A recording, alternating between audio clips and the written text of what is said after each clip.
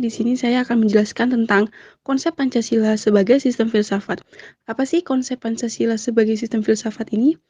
Nah, menurut KBBI, filsafat adalah pengetahuan dan penyelidikan dengan akal budi mengenai hakikat segala yang ada.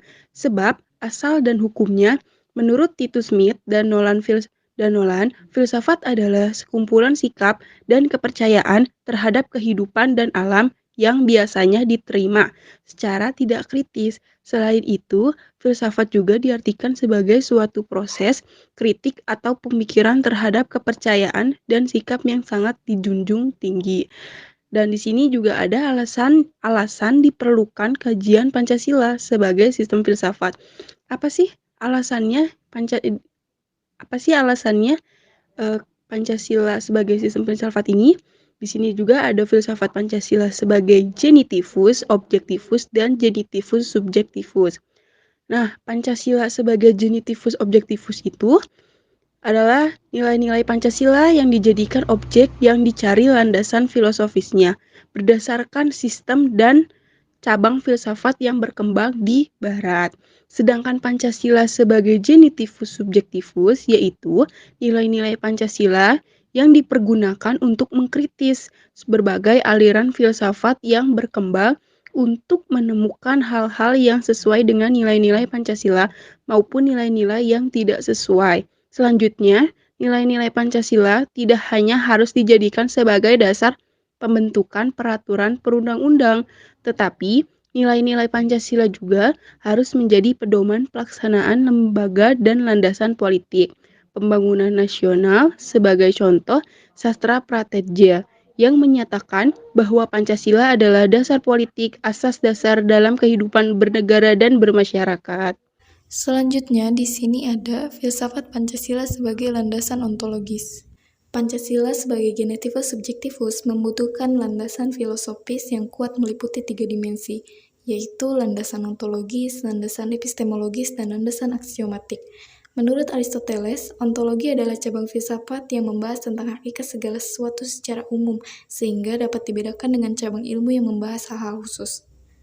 Landasan ontologis artinya gagasan filosofis tentang hakikat dan raison d'être sila-sila Pancasila sebagai dasar filosofis negara Indonesia. Oleh karena itu, pemahaman tentang sila-sila Pancasila diperlukan sebagai bentuk pengakuan atas keberadaan negara Indonesia. Yang kedua, filsafat Pancasila sebagai landasan epistemologis.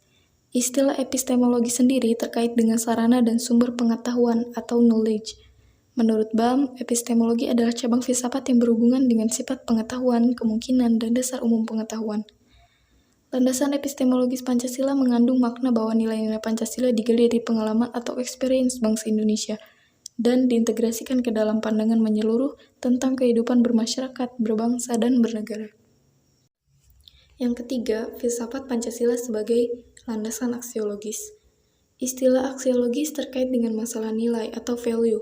Istilah nilai yang dimaksud bukan mengacu pada makna nilai dalam arti angka, harga, atau skor, melainkan lebih mengacu pada arti filosofis. Nilai atau value mengacu pada kualitas yang bersifat abstrak yang melekat pada suatu objek. Landasan aksiologis Pancasila artinya nilai atau kualitas yang terkandung dalam sila-sila Pancasila. Sila pertama mengandung kualitas monoteis, spiritual, kekudusan, dan sakral. Sila kedua mengandung nilai martabat, harga diri, kebebasan, dan tanggung jawab. Sila ketiga mengandung nilai solidaritas dan kesetiakawanan. Sila keempat mengandung nilai demokrasi, musyawarah, mufakat, dan berjiwa besar. Dan terakhir, sila kelima mengandung nilai kepedulian dan gotong royong. Sumber sosiologis Pancasila sebagai sistem filsafat. Sumber sosiologis Pancasila sebagai sistem filsafat dapat diklasifikasikan ke dalam 2 kelompok.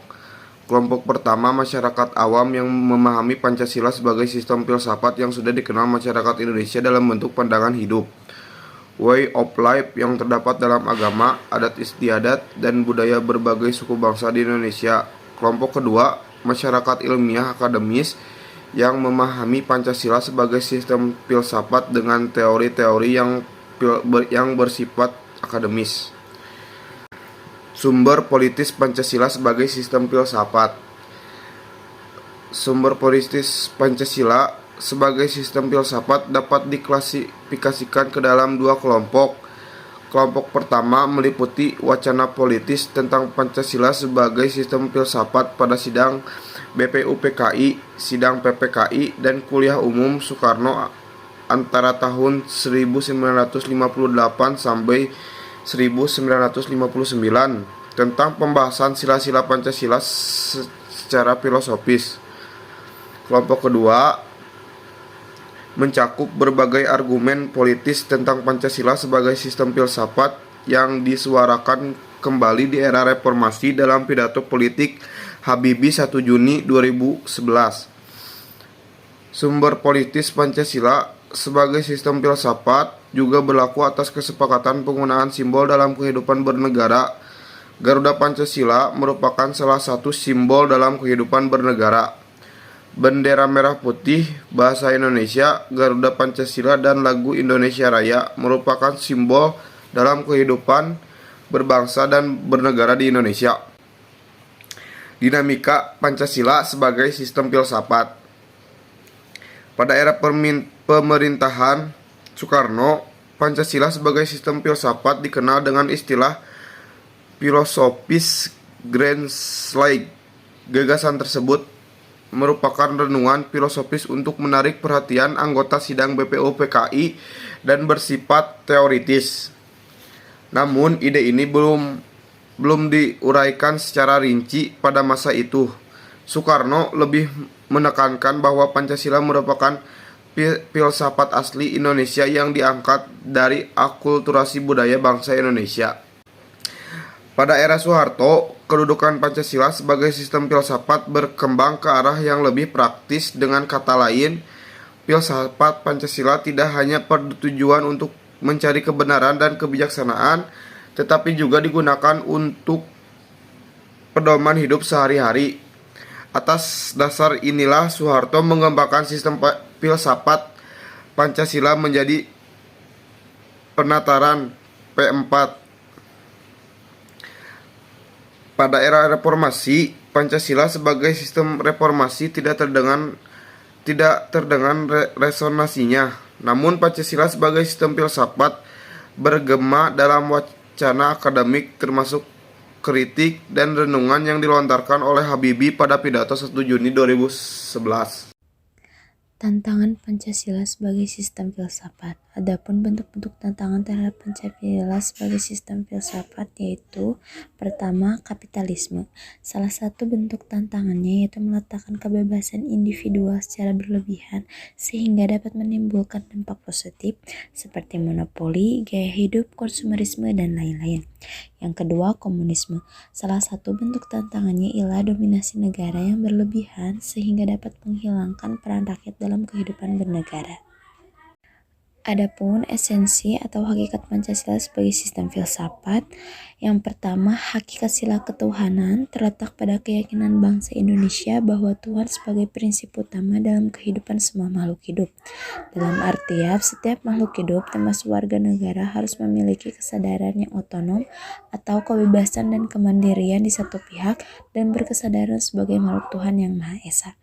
Yang kedua, hakikat sila kemanusiaan adalah manusia monopolaris yang terdiri dari 3 monodualis, yaitu susunan kodrat atau jiwa dan raga, sifat kodrat makhluk individu dan sosial, kedudukan kodrat atau makhluk pribadi yang otonom, dan makhluk Tuhan yang Maha Esa.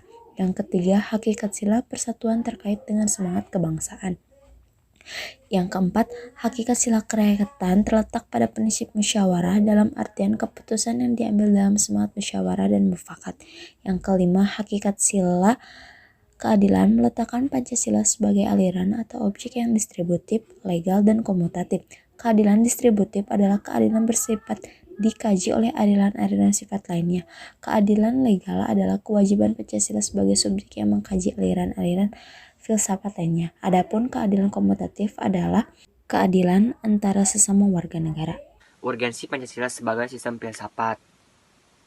Pentingnya sistem filsafat bagi manusia tidak hanya diperlukan di zaman Yunani saja, tetapi di zaman modern ini pun manusia memerlukan filsafat karena mereka selalu merasakan gelisah dan cemas. Hal itu terjadi karena mereka tidak tahu pasti apa arti hidup yang mereka jalani dan arah mana yang harus mereka ambil. Urgensi Pancasila sebagai sistem filsafat menandakan refleksi filosofis tentang Pancasila sebagai dasar negara. Menurut Sastra Partijaya, produk filosofis Pancasila sebagai dasar negara bertujuan untuk menjamin adanya pertanggungjawaban yang wajar dan mendasarkan atas ketentuan Pancasila sebagai asas politik. Beberapa manfaat filsafat yang perlu diketahui dan dipahami yaitu mengeksplorasi kemungkinan solusi masalah dalam kehidupan manusia. Filsafat adalah sebagian dari keyakinan yang mendasari perilaku manusia. Filsafat adalah kemampuan untuk memperluas alasan kesadaran manusia sehingga menjadi lebih hidup kritis dan cerdas. Hal-hal yang sangat penting bagi mengembangkan Pancasila sebagai sistem filsafat terbagi menjadi dua.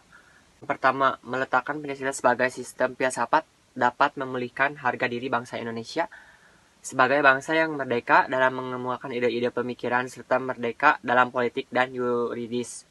Pancasila sebagai sistem filsafat membangun alam pemikiran yang berkerangka nilai-nilai budaya bagi bangsa Indonesia sendiri sehingga maupun menghadapi beberapa ideologi dunia.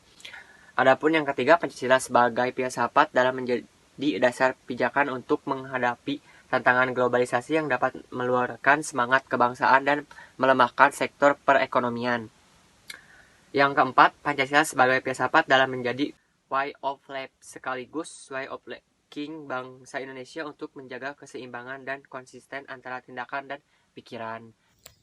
Jadi, kesimpulan yang dapat ditarik dari materi tadi, Pancasila adalah dasar negara Indonesia yang menjadi dasar kehidupan berbangsa, bernegara, dan bermusyawarah.